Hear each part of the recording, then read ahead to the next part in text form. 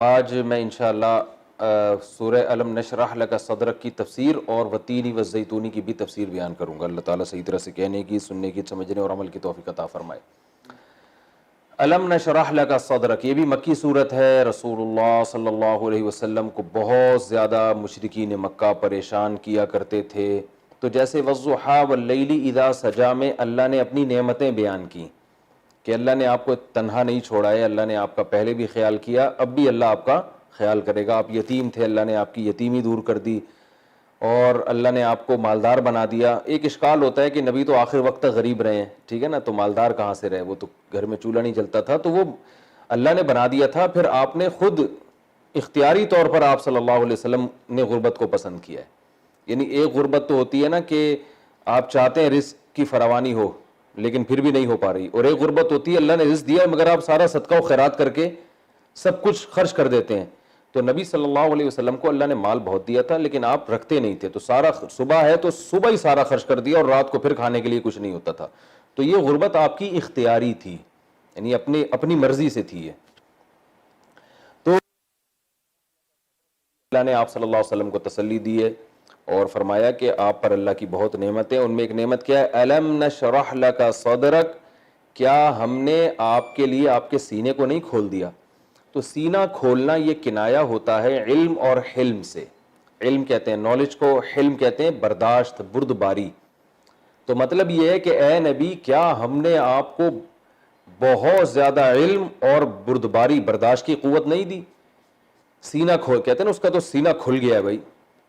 تو سینہ کھلا یعنی علم بھر گیا اس سینے کے اندر۔ دیکھیں، ایک ہوتا ہے سینے کا تنگ ہونا، آدمی کنفیوز ہو کہ میں نے کرنا کیا ہے، تو سینہ فیصلہ کرنے میں آسانی نہیں ہوتی، تنگ ہو رہا تھا، پتہ نہیں یہ صحیح ہے، پتہ نہیں وہ صحیح ہے، پتہ نہیں یہ غلط ہے، وہ غلط ہے، کیا ایک اس کو کہتے ہیں سینے کا گھٹنا۔ جب دو انسان میں پیدا ہوتی ہیں تو سینہ گھٹتا نہیں ہے۔ ایک علم سے اس کو راستے کا پتہ چل جاتا ہے، تو ہم کہتے ہیں بھائی اس کا تو سینہ کھل گیا ہے، یعنی اس کو پتہ چل گیا ہے کہ صحیح کیا ہے اور غلط کیا۔ اور دوسرا قوت برداشت، جن میں برداشت نہیں ہوتی وہ بھی گھٹتے رہتے ہیں ہر وقت، کیونکہ ساری دنیا میں ہر کچھ صحیح تو نہیں ہو رہا ہوتا نا۔ تو برداشت جب انسان میں پیدا ہوتی ہے تو بھی سینہ گھٹنا بند کر دیتا ہے، بلکہ سینہ اس کا کھل جاتا ہے۔ تو اللہ نے فرمایا کہ اے نبی، ہم نے آپ کے سینے کو علم اور حلم، اور بردباری کو کہتے ہیں، علم اور حلم کے لیے ہم نے آپ کے سینے کو کھول دیا۔ یہ اللہ کی توفیق ہے، تو یہ اللہ کا آپ پر احسان ہے۔ الم نشرح لک صدرک ووضعنا عنک وزرک، اور ہم نے آپ سے آپ کے بوجھ کو دور کر دیا۔ الذی انقض ظہرک، وہ بوجھ جس نے آپ کی کمر توڑ دی تھی۔ کوئی شخص بہت زیادہ بوجھ کمر پہ اٹھا کے جا رہا ہو تو کمر ٹوٹنے کا خطرہ ہوتا ہے، تو کوئی شخص احسان کرے اور وہ بوجھ اٹھا کے نیچے رکھ دے تو کتنا اس پر احسان ہوگا نا۔ تو اللہ نے فرمایا کہ اے نبی، ہم نے بھی آپ کے اوپر ایک بوجھ رکھا ہوا تھا کمر پہ، جس سے آپ کی کمر ٹوٹ رہی تھی، وہ بوجھ ہم نے ہٹا دیا۔ وہ بوجھ کیا ہے؟ اس کے بارے میں مفسرین کہتے ہیں کہ نبی صلی اللہ علیہ وسلم پر جب وحی نازل ہونا شروع ہوئی ہے تو آپ اللہ کا خوف کا غلبہ ہوا آپ کے اوپر، بہت زیادہ خوف زدہ ہوئے کہ قیامت کے دن تو مجھ سے بھی حساب ہوگا، عام لوگوں سے تو بعد میں ہوگا، مجھ سے تو اللہ پہلے پوچھے گا۔ تو پھر آپ پر خوف کا اتنا غلبہ ہوا کہ نبی سے گناہ تو صادر ہو نہیں سکتا، تو بعض دفعہ نبی سے ایسے کام ہوتے ہیں کہ بہتر یہ تھا مگر کر وہ لیا۔ بعض دفعہ ایک ایسا کام کیا جس کا نتیجہ صحیح نہیں نکلا، ٹھیک ہے نا، حکمت اور مصلحت کے خلاف کام تو نبی سے بھی ہو سکتا ہے نا، بشر ہے وہ۔ تو نبی صلی اللہ علیہ وسلم کو یہ ڈر لگا رہتا تھا کہ مجھ سے ان چیزوں کے بارے میں بھی سوال ہوگا اور میں کہیں ایسا نہ ہو کہ مجھ سے غلطی ہو جائے۔ تو اس پہ اللہ نے آپ کو یہ تسلی دی، اور بعد میں یہ تسلی قرآن کی آیات کا حصہ بھی بن گئی۔ وہ ہے نا سورہ فتح جب نازل ہوئی تھی نا بعد میں، تو ما لیغفر اللہ لک لیغفر اللہ ما تقدم من ذنبک وما تاخر، کہ اللہ نے آپ کے آنے والے گناہوں کو بھی معاف کر دیا اور جو ماضی کے ہیں وہ بھی معاف۔ تو گناہ سے یہاں مراد گناہ نہیں ہے، بلکہ وہ چیز جس کو نبی اپنے حق میں گناہ سمجھتے تھے۔ نبی کوئی ایسا کام جو بہتر نہ ہو نا، اس کو بھی یہ سمجھتے تھے کہ یہ کیا ہے؟ گناہ ہے، یعنی میری شان کے لائق نہیں ہے۔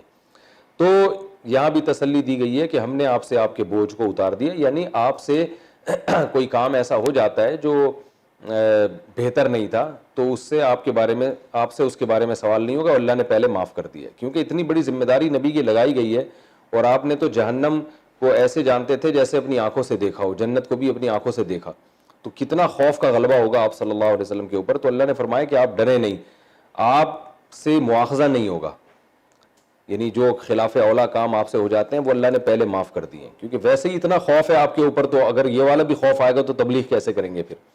تو وضعنا عنک وزرک, اے نبی کیا ہم نے آپ سے آپ کے بوجھ کو دور نہیں کر دیا, الذی انقض ظہرک, وہ بوجھ جس نے آپ کی کمر توڑ دی تھی. یعنی خلاصہ کیا نکلا کہ جو کام آپ سے خلاف اولا ہوگا, بہتر نہیں ہوگا, وہ کام اگر ہو بھی جائے تو اللہ آپ سے قیامت میں حساب بہرحال نہیں لے گا.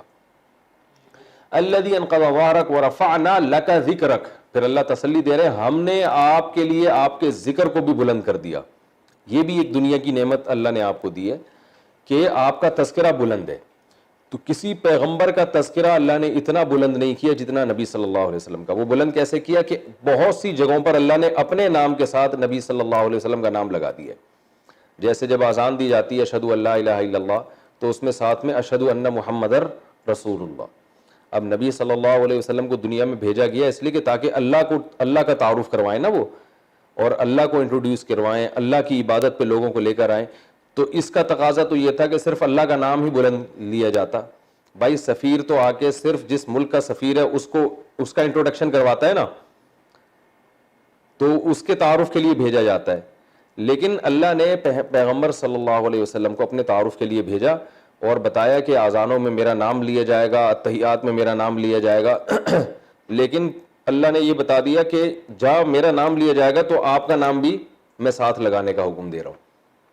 تو دیکھیں سب سے زیادہ اللہ کا نام اذان میں لیا جاتا ہے. پوری دنیا میں 5 ٹائم اذانیں ہوتی ہیں اور لاکھوں کروڑوں اذانیں ہوتی ہیں اور صدیوں سے ہو رہی ہیں. تو جب بھی اللہ کا نام آئے گا اشہد ان لا الہ الا اللہ, اس کے بعد فوراً اشہد ان محمد رسول اللہ. یہ بہت بڑی فضیلت ہے نبی صلی اللہ علیہ وسلم کی کہ اللہ نے یہ جہاں اپنی کبریائی کے اعلان کا حکم دیا وہاں نبی کی رسالت کے اعلان کا بھی اللہ نے حکم دیا. اسی طرح جب ہم التحیات پڑھتے ہیں, التحیات للہ والصلوات والطیبات السلام علیک ایھا النبی. اب دیکھیں نماز خالصتاً اللہ کی عبادت ہے, اللہ کے لیے پڑھی جاتی ہے, لیکن اللہ نے اس اپنی عبادت میں بھی حکم دیا کہ میری عبادت کرتے ہوئے نبی پہ سلام پڑھو. تو یہ بھی اللہ نے آپ کے نام کا تذکرہ بلند کر دیا. یہ 2 مثالیں دی ہیں میں نے, ورنہ تو جتنے نعتیہ کلام پڑھے جا رہے ہیں قیامت تک کسی شخص کی, یعنی پوری دنیا میں کسی شخص کی اتنی تعریف نہیں ہوئی ہے جتنی محمد صلی اللہ علیہ وسلم کی. اللہ کے بعد جتنی رسول اللہ صلی اللہ علیہ وسلم کی تعریفیں کی جاتی ہیں. آپ کی سیرت پر اتنی کتابیں لکھی گئیں. درود شریف کتنے لوگ سارا دن پڑھتے ہیں بیٹھ کے, نماز میں درود شریف پڑھتے ہیں. تو اللہ نے فرمایا وَرَفَعْنَا لَكَ ذِكْرَكَ, ہم نے آپ کے لیے آپ کے ذکر کو بلند کر دیا. اور جب یہ صورت نازل ہوئی تو اس وقت تو آپ کا نام لینے والا کوئی بھی نہیں تھا. الم نشرح لک صدرک, یہ تو مکہ میں نازل ہوئی ہے نا, جب مسلمان کمزور تھے, چند لوگ ہی تھے جو آپ کا نام لیتے تھے. تو لیکن اللہ نے فرمایا ہم نے آپ کا ذکر بلند کر دیا ہے, یعنی یہ اس کے نتیجہ اب ظاہر ہونے والا ہے, آپ دیکھیں گے پوری دنیا آپ کا نام لے گی. تو یہ تسلی دی جا رہی ہے نبی صلی اللہ علیہ وسلم کو. ورفعنا لک ذکرک, اور فإن مع, یہی ہے نا, فإن مع, ایک تو دوبارہ پڑھتا ہوں, الم نشرح لک صدرک ووضعنا عنک وزرک الذی انقض ظہرک ورفعنا لک ذکرک فإن مع العسر یسرا. اب اللہ فرماتے ہیں پس مع العسر, اس جو تنگی ہے نا, العسر, العسر کہتے ہیں الف لام جب لگتا ہے نا تو کوئی اسپیسیفک چیز بن جاتی ہے. جیسے لیبارٹری, تو کوئی بھی لیبارٹری ہوتی ہے, دی لیبارٹری ایک مخصوص لیبارٹری, ٹھیک ہے نا. بک, کوئی بھی بک, دی بک جو ہے نا, یہ جس کا تذکرہ چل رہا ہے پہلے. تو العسر, اللہ فرماتے ہیں یہ جو تنگی ہے نا آپ کی, جس میں آپ جو ٹینشن میں ہے, فَإِنَّ مَعَ الْعُسْرِ, اس تنگی کے ساتھ یسرن, ایک آسانی بھی ہے. یعنی اس کے بعد انشاءاللہ اللہ آپ کو سکون اور آسانی والی زندگی دے دے گا. جیسے کہ یہ ہوا ہجرت کی تو پھر کچھ سکون ہوا, پھر وہاں بھی جو پریشانیاں تھیں تو پھر فتح مکہ کے بعد کچھ سکون ملا. تو آپ کو جو اس پریشانی میں آپ مبتلا ہیں اس پہ آپ پریشان نہ ہو, کیونکہ فَإِنَّ مَعَ الْعُسْرِ یسرا. پھر اللہ نے دوبارہ اس بات کا تکرار کیا, اِنَّ مَعَ الْعُسْرِ یسرا, آپ غمزدہ نہ ہو, تنگی کے ساتھ آسانی بھی ہے. تو یہ تسلی کے لیے 2 دفعہ اس جملے کو ریپیٹ کیا گیا. آگے اللہ فرماتے ہیں فَإِذَا فَرَغْتَ فَانْصَبْ, پریشانی کیوں آ رہی ہے؟ تبلیغ کی وجہ سے. دن بھر آپ جو تبلیغ کر رہے ہیں نا, تو اللہ فرما رہے ہیں کہ جب آپ فارغ ہو جائیں, یعنی دن بھر کی تبلیغ سے فارغ ہو جائیں, فَانْصَبْ, تو تھکیں. پھر کیا مطلب؟ عبادت میں تھکیں, تاکہ اللہ سے آپ کا تعلق کیا ہو جائے؟ بہت مضبوط ہو جائے, کیونکہ دن بھر جو تبلیغ ہو رہی ہے اس پہ ظاہر ہے دنیا کا اجر تو مل نہیں رہا, کوئی پیسے تو مل نہیں رہے, بلکہ لوگوں کی طرف سے مخالفت ہی ہو رہی ہے. تو جس کو خوش کرنے کے لیے تبلیغ کر رہے ہیں اس سے تعلق جب مضبوط ہوگا تو تبلیغ آپ کے لیے آسان. تو اس تعلق کو مضبوط کرنے کے لیے جب تبلیغ سے آپ فارغ ہوں گے تو فن سب آپ نے تھکنا ہے. کیا مطلب؟ عبادت میں, جیسا کہ آگے آ رہا ہے وَإِلَىٰ رَبِّكَ, اور اپنے رب کی طرف فرغب راغب ہونا ہے, یعنی براہ راست اللہ کی عبادت کرنی ہے. تبلیغ بھی اللہ کی عبادت ہے لیکن براہ راست نہیں ہے. تو جب آپ فارغ ہو جائیں گے دن بھر کی تھکاوٹ سے, تبلیغ کے کاموں سے, تو رات کو آپ نے اب تھکنا ہے, اور کس چیز میں تھکنا ہے آگے بتا دے, اپنے رب کی طرف راغب ہونا ہے, یعنی عبادت کرنی ہے. تو یہ تو اس صورت کی مختصر تفسیر تھی, اور اس میں نبی اس کا خلاصہ کیا نکلا؟ اللہ نے اپنے حبیب صلی اللہ علیہ وسلم پر جو احسانات تھے وہ بیان کیے. پہلا احسان بیان کیا کہ ہم نے آپ کو علم بھی دیا اور آپ کو برداشت کی قوت بھی, یہ ہم نے عطا کی ہے. اور نمبر 2, آپ کے جو اگلی پچھلی خطائیں ہیں اللہ نے معاف کر دی ہیں, اور یہ جو آپ کے سینے پر ایک کمر پہ ایک بوجھ تھا نا آخرت کا, کہ احتساب کا خوف تھا, تو یہ اللہ نے دور کر دیا. اور ایک پھر اللہ آپ کو تسلی دے رہا ہے کہ جو تنگیوں میں آپ اس وقت ہیں اس کے بعد آسانی ہے. دوبارہ اللہ فرماتے ہیں اس کے بعد آسانی ہے. اب اللہ تعالیٰ اپنے انعامات کے شکر کے طور پر اور ان مشکلات کو آسان کرنے کا ایک نسخہ بیان کر رہے ہیں. وہ کیا ہے کہ رات میں آپ نے اپنے آپ کو عبادت میں تھکانا ہے. تو یہ ان نعمتوں کا شکر بھی ہوگا کہ جو نعمتیں اللہ نے آپ کو دی ہیں جن کا پیچھے تذکرہ ہو گیا, ان کا شکر یہ کہ آپ نے عبادت زیادہ کرنی ہے دوسروں سے, اور اس سے آپ کو موٹیویشن بھی ملے گی, حوصلہ بھی ملے گا, کیونکہ جتنا اللہ کی آپ براہ راست عبادت کریں گے اللہ سے تعلق اور زیادہ مضبوط ہوگا. تو جتنا تعلق مضبوط ہوگا دن بھر اللہ کے احکام کو فالو کر رہا تبلیغ کے معاملے میں وہ آپ کے لیے آسان, اور لوگوں کی طرف سے جو تکلیفیں پہنچ رہی ہیں ان کو برداشت کرنا آسان ہو جائے گا. کیونکہ جب محبت زیادہ ہوتی ہے عبادت کرنے سے تو محبوب کے لیے تکلیفیں برداشت کرنا کیا ہوتا ہے؟ آسان ہوتا ہے. تو یہ اس صورت کا خلاصہ ہے, اور یہی وجہ ہے کہ نبی صلی اللہ علیہ وسلم پھر بہت زیادہ عبادت کیا کرتے تھے رات کو. تو امی عائشہ رضی اللہ تعالیٰ عنہ نے فرمایا یا رسول اللہ کہ اللہ نے جب آپ کی اگلی پچھلی سب خطاؤں کو معاف کر دیا ہے, آپ کے بوجھ کو اللہ نے دور کر دیا, اگلی پچھلی خطاؤں کو معاف کر دیا, تو پھر آپ کو اتنی عبادت کی کیا ضرورت ہے؟ تو آپ صلی اللہ علیہ وسلم نے فرمایا افلا اکون عبدا شکورا, تو کیا میں اللہ کا شکر گزار نہ بنوں؟ یعنی جب اللہ نے مجھ پر یہ احسان کر دیے, میری اگلی پچھلی ساری خطائیں معاف کر دی ہیں, تو اس کا یہ مطلب تو نہیں ہے کہ میں پھر پوری رات آرام کروں, مجھے تو لوگوں سے زیادہ عبادت کرنی ہے بطور شکر کے. تو یہ وہی شکر ہے جس کا اللہ نے سورہ الم نشرح میں نبی کو حکم دیا کہ جب اللہ نے یہ احسانات آپ پر کیے ہیں تو آپ کو بھی چاہیے کہ آپ اللہ کی طرف راغب ہو جائیں اور اپنے آپ کو عبادت میں تھکائیں. تو آپ صلی اللہ علیہ وسلم اتنا تھکاتے تھے, عائشہ رضی اللہ تعالیٰ عنہ فرماتی ہیں کہ کھڑے کھڑے نماز میں جب رات کو نماز پڑھتے نا آپ کے پاؤں سوج جایا کرتے تھے. عبداللہ بن مسعود رضی اللہ تعالیٰ عنہ کی حدیث ہے, یہ چھوٹے بچے تھے تو نبی کے ساتھ گھر میں چلے جایا کرتے تھے. تو کہتے ہیں ایک دفعہ میں نبی صلی اللہ علیہ وسلم کے ساتھ آپ کے گھر میں ہی چلا گیا, میں نے دیکھا آپ کی رات کی عبادت کا معمول دیکھو, رات کے معمول کیا ہیں. تو فرماتے ہیں کہ نبی کے ساتھ ہی سو گئے اسی کمرے میں. تو فرمایا کہ نبی صلی اللہ علیہ وسلم رات کو اٹھے, پانی کا چھپٹا یعنی پانی کا چھیٹا مارا آنکھوں پہ, وضو نہیں کیا کیونکہ نبی کا وضو سونے سے ٹوٹتا نہیں ہے. تو کہتے ہیں اس کے بعد آپ صلی اللہ علیہ وسلم نماز کی نیت کے لیے کھڑے ہو گئے. عبداللہ بن مسعود فرماتے ہیں میں بھی بچہ تھا, میں بھی کھڑا ہو گیا, تو لیفٹ سائڈ پہ کھڑے ہو گئے نا یہ, تو نبی نے جو ہے نا کان سے پکڑ کے سیدھے ہاتھ پہ لے آئی, نماز میں ایسے کان سے پکڑا تو ایسے سیدھے ہاتھ پہ کھڑا کر دیا, یہ بتانے کے لیے کہ مقتدی سیدھے ہاتھ پہ کھڑا ہوتا ہے. تو فرماتے ہیں کہ نبی نے جو نماز شروع کی تو مجھے ایک ایسی چیز کی تمنا دل میں ہوئی کہ جو میں یعنی بیان نہیں کر سکتا, یعنی جو مجھے بیان کرتے ہوئے تکلیف ہو رہی ہے, وہ یہ کہ کاش میں کھڑا نہ ہوتا نبی کے ساتھ نماز میں. حالانکہ پیغمبر کی معیت میں جماعت میں کھڑا ہونا تو ایک فضیلت ہے نا, تو اس لیے عبداللہ بن مسعود ان الفاظ کو زبان سے دہراتے ہوئے بھی تکلیف ہو رہی ہے کہ یہ کہنا کہ میں نہ کھڑا ہوتا یہ تو ایک محرومی کی بات ہے. لیکن وہ نبی نے نماز اتنی لمبی پڑھی کہ ان کو خیال ہو رہا تھا میں نماز توڑ دوں, تو اس لیے ان کو یہ ہوا کہ بھائی حق ادا نہیں کر سکتا ان سے. تو فرماتے ہیں کہ رسول اللہ صلی اللہ علیہ وسلم نے قیام میں سورہ بقرہ پڑھی پہلی رکعت میں, سورہ بقرہ کے پھر آل عمران اور سورہ نساء, یہ تینوں اتنی لمبی صورتیں پڑھی ہیں, اور اس میں جہاں جہنم کی آیات آتی وہاں پر روتے اور بہت یعنی تسلی کے ساتھ. فرماتے ہیں کہ پھر اتنے لمبی صورت پڑھنے، یعنی آج بھی ختم قرآن ہوتا ہے تراویح میں، بڑی لمبی لمبی صورتیں پڑھتے ہیں، لیکن وہ اسپیڈ کتنی ہوتی ہے اور نہ وہ جذبات ہوتے ہیں. کہتے ہیں پھر نبی صلی اللہ علیہ وسلم نے جب رکوع کیا ہے فکان رکوعہ نحوا من قیامہ، تو اتنا لمبا رکوع تھا جتنا لمبا قیام. فجعل یقول سبحان ربی العظیم، اور اس میں آپ نے یہ کہنا شروع کیا سبحان ربی العظیم. بس پورے رکوع میں سبحان ربی العظیم سبحان، اور کتنا لمبا رکوع جتنا لمبا قیام. پھر قومے میں گئے، پھر سردے میں گئے تو فکان سجودہ نحوا من رکوعہ، جتنا لمبا رکوع تھا اتنا لمبا سجدہ. فجعل یقول، اور اس سجدے میں یہ کہنا شروع کیا سبحان ربی الاعلی، سبحان ربی الاعلی کہنا شروع کیا، مسلسل یہی کہتے رہے. تو اس طرح سے آپ صلی اللہ علیہ وسلم تہجد پڑھتے تھے اور آپ کے پاؤں. تو یہ اسی صورت، یہ کیونکہ ابتدا میں یہ نازل ہوئی ہے نا یہ ساری صورتیں 30ویں پارے کی، بالکل قرآن کی ابتدائی صورتیں ہیں یہ ہے سب سے آخر میں مگر نازل پہلے ہوئی ہیں. تو فَإِذَا فَرَغْتَ فَانْصَبْ، اللہ نے فرمایا آپ جب فارغ ہوں تو اپنے آپ کو تھکائیں. تو یہ وہ عمل قرآن کی آیتوں پر عمل ہے کہ پاؤں سوج جایا کرتے تھے آپ صلی اللہ علیہ وسلم کے، ورم آ جایا کرتا تھا، اس میں اتنا لمبا قیام کرتے تھے آپ صلی اللہ علیہ وسلم. تو اس صورت میں ہمیں اسباق کیا ملتے ہیں؟ ایک سبق تو یہ ملتا ہے کہ اللہ کی نعمتوں میں سب سے بڑی نعمت کیا ہے کہ آپ کے سینے میں علم آ جائے اور برداشت بھی آ جائے. آج بعض لوگوں کے پاس علم تو ہے، برداشت نہیں ہے، جذباتی بہت ہو جاتے ہیں. تبھی آپ دیکھ لیں بعض جذباتی علماء کے فتوے دیکھیں کیسے جذباتی ہوتے ہیں، سوچتے نہیں کہ اس کا انجام کیا ہوگا اس فتوے کا.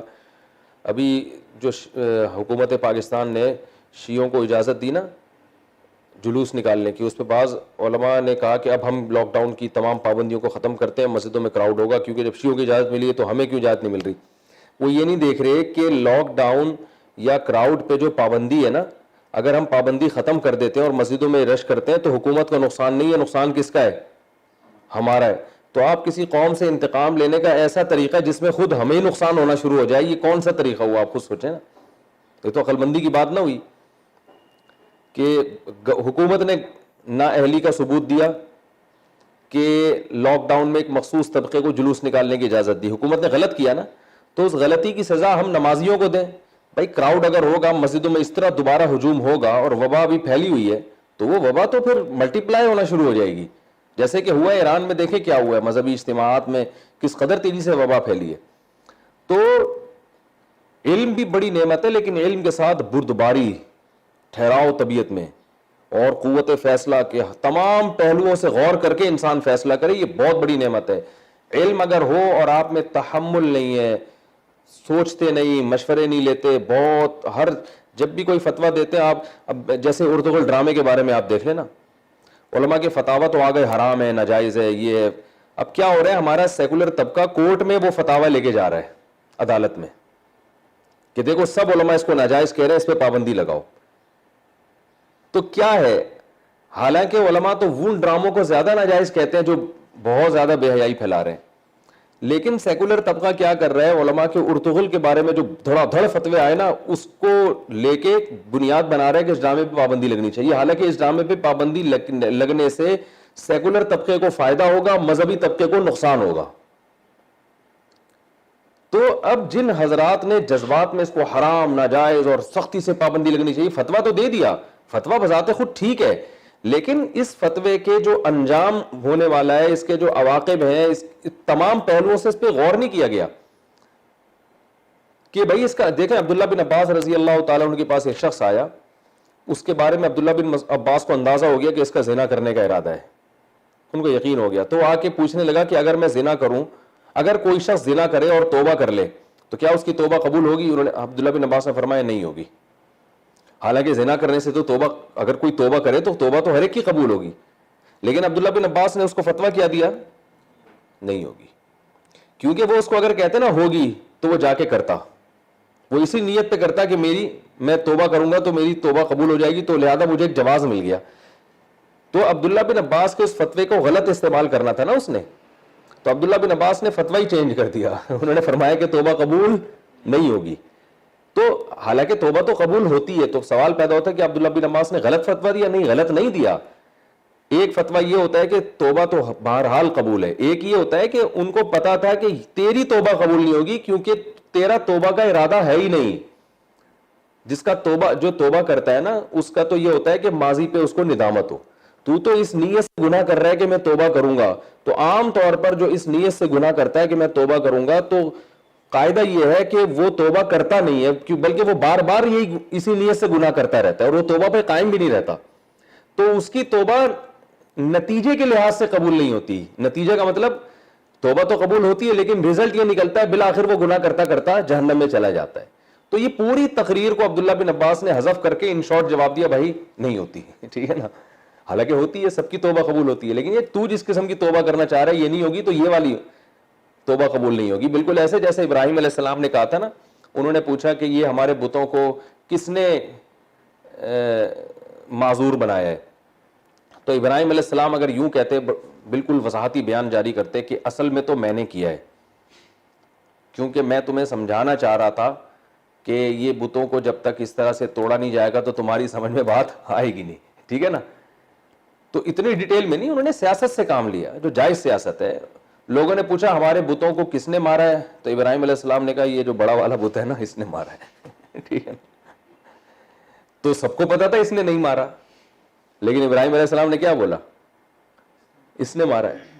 تو ابراہیم علیہ السلام بھی جانتے تھے, یہ خود مانتے ہیں کہ یہ خود بولیں گے, لیکن میں کیوں بولوں, میں تو یہی بولوں گا اس نے, یہ خود اپنے منہ سے کہیں گے یہ نہیں کر سکتا, تو پھر میں وضاحتی بیان جاری کروں, وہ نہیں کر سکتا تو اس کو عبادت کیوں کرتے ہو جو اتنا بھی نہیں کر سکتا کہ کلالہ اٹھا کے وہاں تک جا سکے.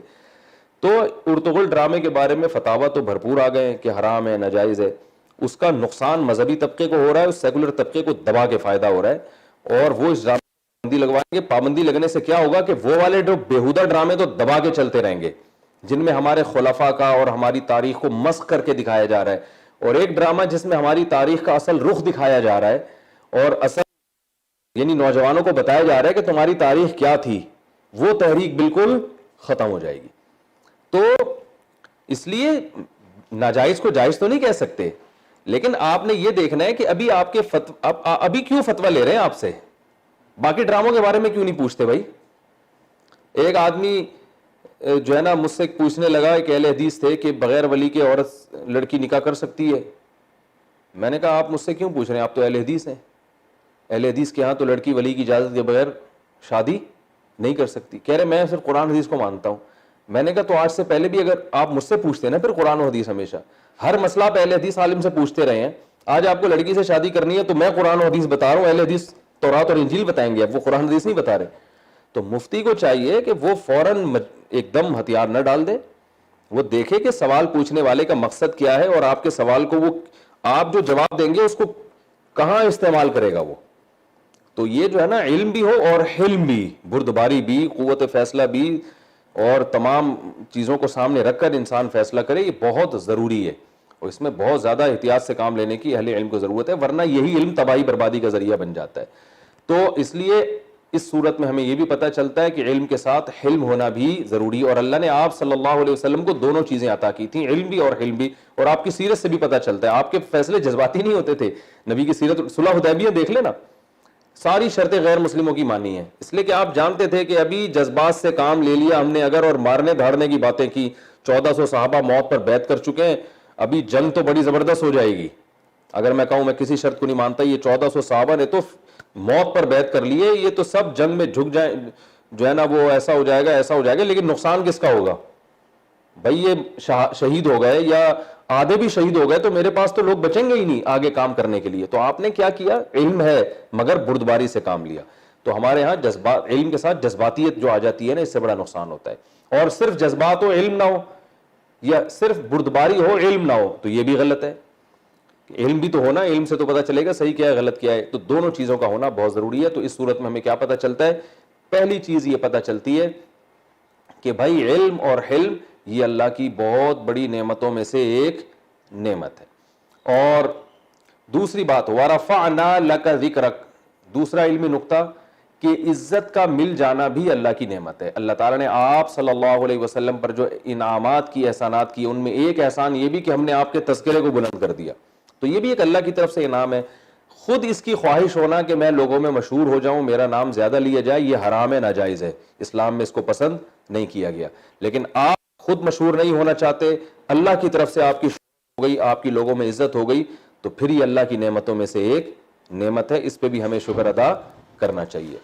تو تیسری اس سے ہمیں اس صورت سے کیا پتہ چلتا ہے بھائی, یہ دوسرا تو ہو گیا نا, پہلا تو علم اور دوسرا علمی نقطہ ہمیں یہ پتہ چلتا ہے کہ شہرت کا ہونا, عزت کا مل جانا, یہ بھی اللہ کی نعمت ہے, بشرطے کہ اللہ کی طرف سے ملے, آپ خود نہ شہرت کے بھوکے ہوں.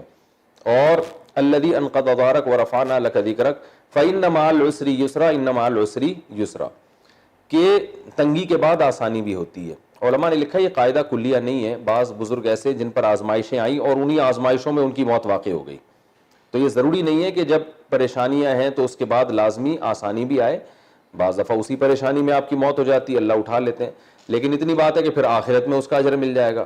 لیکن عام طور پر ایسا ہوتا ہے کہ اگر آپ آج ایک ٹینشن کی حالت میں ہیں تو اکثر و بیشتر اللہ اس حالت کو دور کر دیتے ہیں.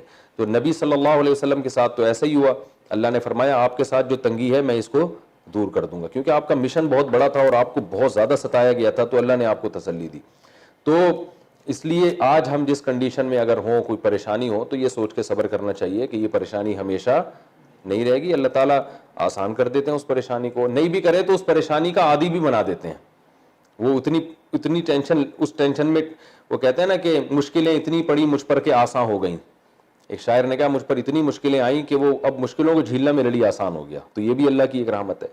چوتھی چیز ہمیں یہ پتہ چلتی ہے کہ جب بھی اللہ تعالیٰ کوئی انعام کرے تو ہمیں پھر اپنے آپ کو عبادت میں اور زیادہ کھپانا چاہیے, شکر کرنا چاہیے, نماز پڑھ کے, روزہ رکھ کے, اللہ کی عبادت کر کے. جیسے کہ نبی کو اللہ نے حکم دیا, اللہ نے آپ پر یہ انعامات کیے, تو فَإِذَا فَرَغْتَ فَانْصَبْ وَإِلَىٰ رَبِّكَ فَارْغَب, اب آپ اپنے آپ کو عبادت میں تھکائیں اور اپنے رب کی طرف آپ راغب ہو جائیں.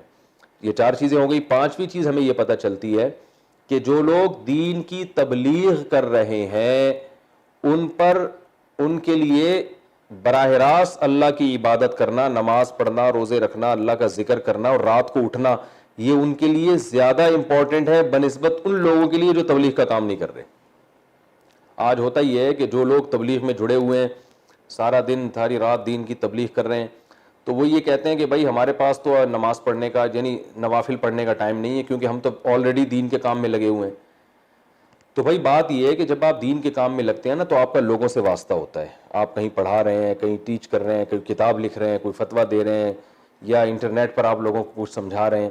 تو جب لوگوں کے ساتھ آپ کا رابطہ ہوگا تو یہ آٹومیٹیکلی اللہ سے رابطہ کمزور ہو جاتا ہے, اگرچہ آپ دین کی بات ہی کر رہے ہوں.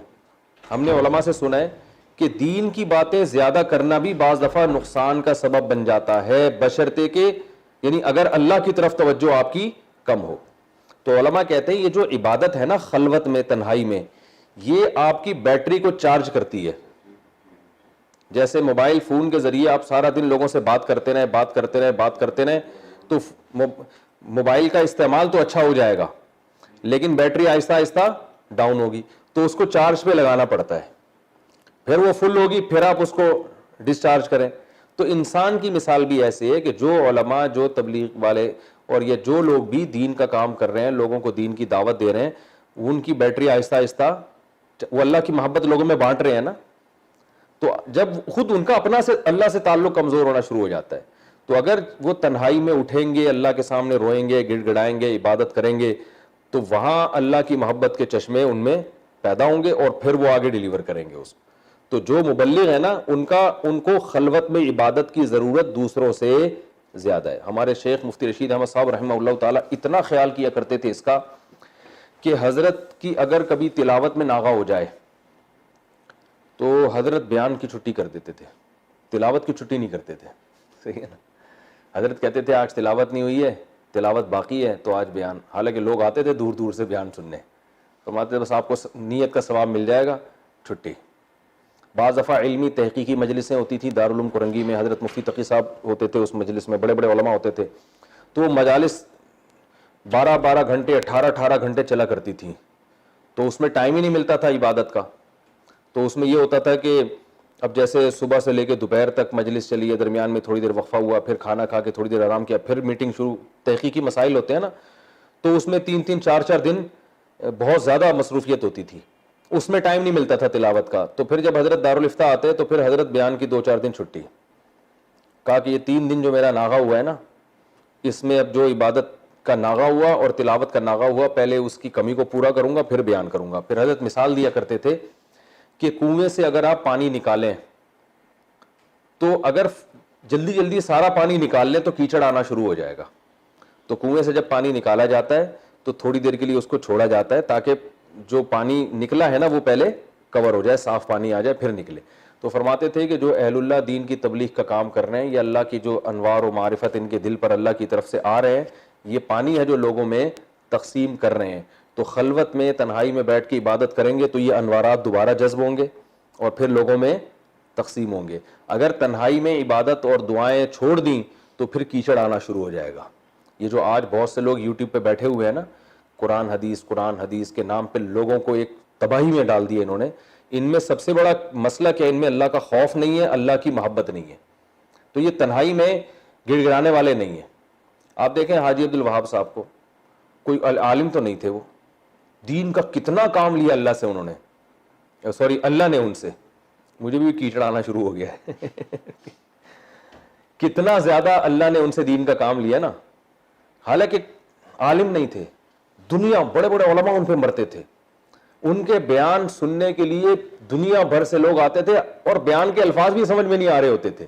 وہ کیا تھا، درد دل بانٹ رہے ہیں، بس درد دل.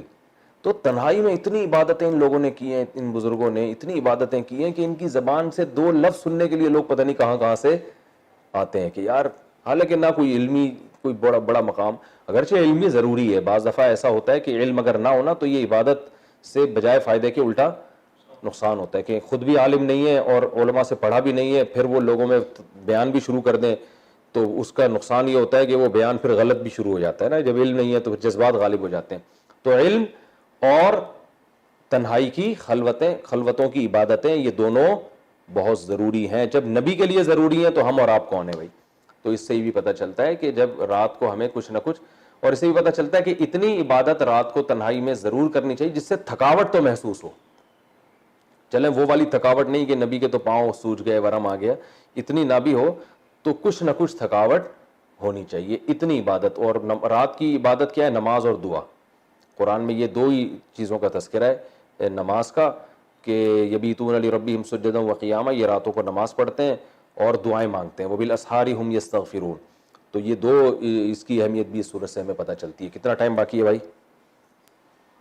8 منٹ، 7 منٹ باقی ہیں.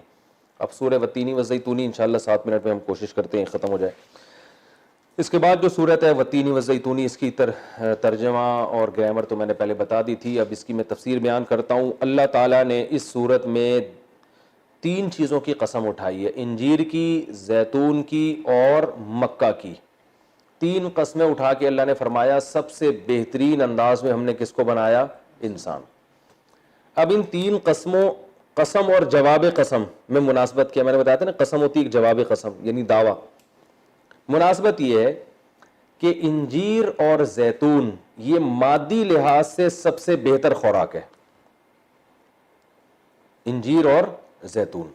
انجیر کے فضائل میڈیکل سائنس بھی بیان کرتی ہے، حکیم بھی بیان کرتے ہیں کہ انجیر طاقتور بہت ہے. بھائی خوراک کا بنیادی مقصد کیا ہوتا ہے؟ انرجی ملے. تو انجیر سے آپ کو انرجی بہت ملتی ہے. خوراک کا بنیادی مقصد ہوتا ہے کہ انرجی ملے، اور اچھی خوراک ہوتی ہے انرجی ملے مگر سائیڈ ایفیکٹ نہ ہو. انرجی تو مل رہی ہے، انرجی تو کرنٹ سے بھی ملتی ہے. ولید بھائی آپ ہاتھ دیں اور بٹن آن کر دیں، انرجی ہی انرجی ٹھیک ہے، بالکل سستی کائلی مکمل کیا ہو جائے گی؟ دور. ٹھیک ہے نا، اتنی انرجی آ جائے گی آپ کے اندر.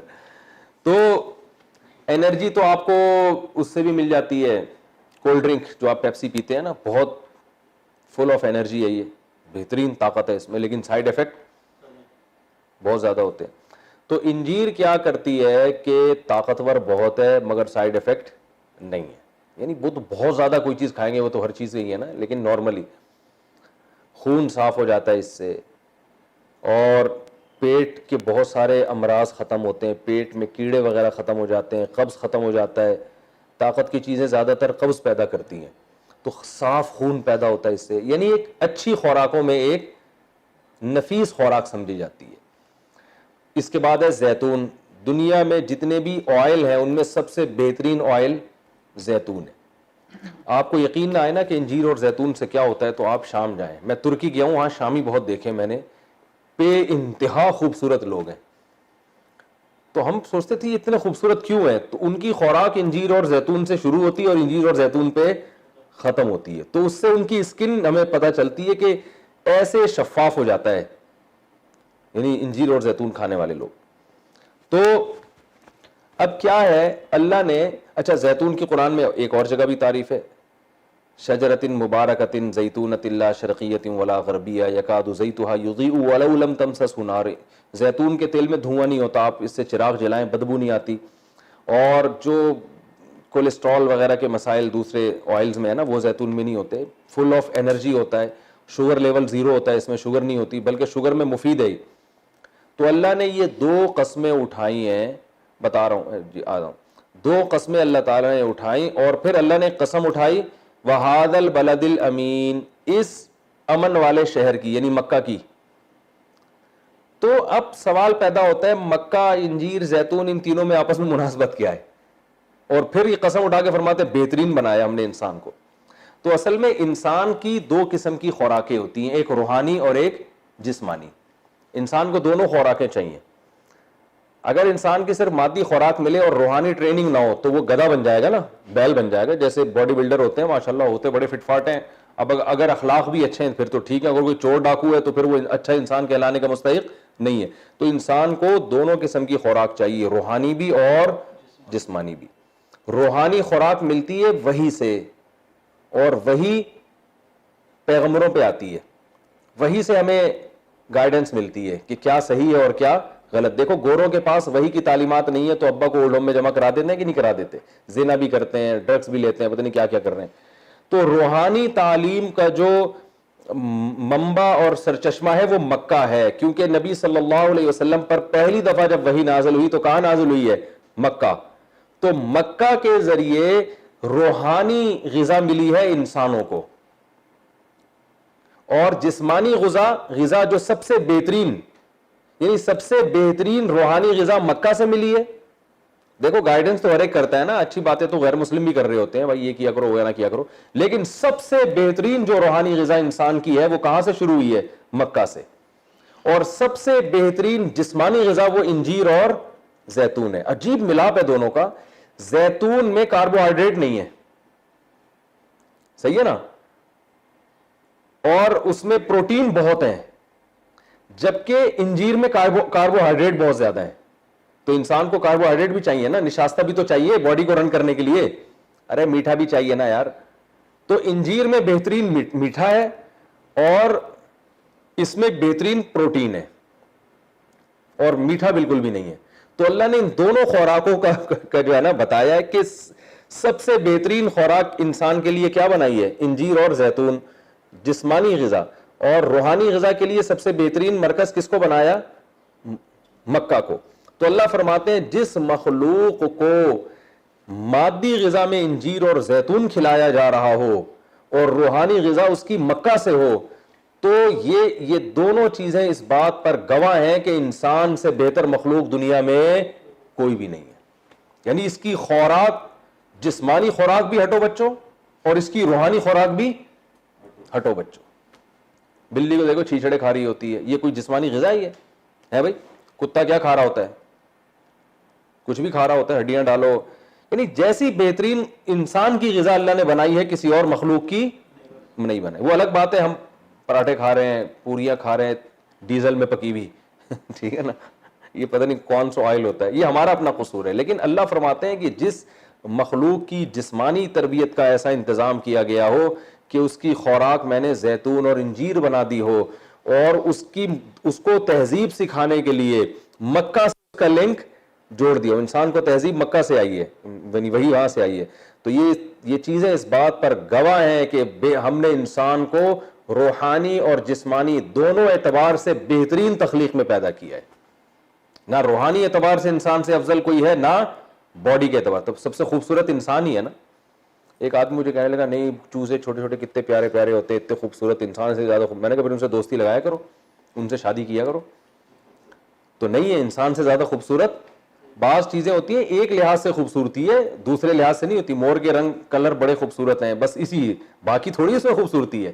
تو انسان کو جو اللہ نے حسن و جمال دیا ہے, اور اس کو جو اسکن دی ہے, اور اس کے جو آنکھیں اور پلکیں اور پورا چلنے کا نظام اور بولنے کا نظام, ایسا جمال اللہ نے دنیا میں کسی مخلوق میں پیدا نہیں کیا. اور جو تہذیب انسان کو دی ہے کہ قربانیاں دیتا ہے اللہ کے لیے, سچ بولتا ہے, اپنے ماں باپ کی خدمت کرتا ہے, یہ چیزیں جانوروں میں آپ کو نہیں ملیں گی. ایک ایک چیزیں ملیں گی من حیث یعنی مجموعی اعتبار سے جانوروں میں یہ تہذیب اتنی زیادہ نہیں ہوتی, انسانوں میں ہوتی ہے. ہر لحاظ سے کامل ہوتا ہے انسان. تو اللہ فرماتے ہیں ہم نے انسان کو ہر لحاظ سے بہتر بنایا.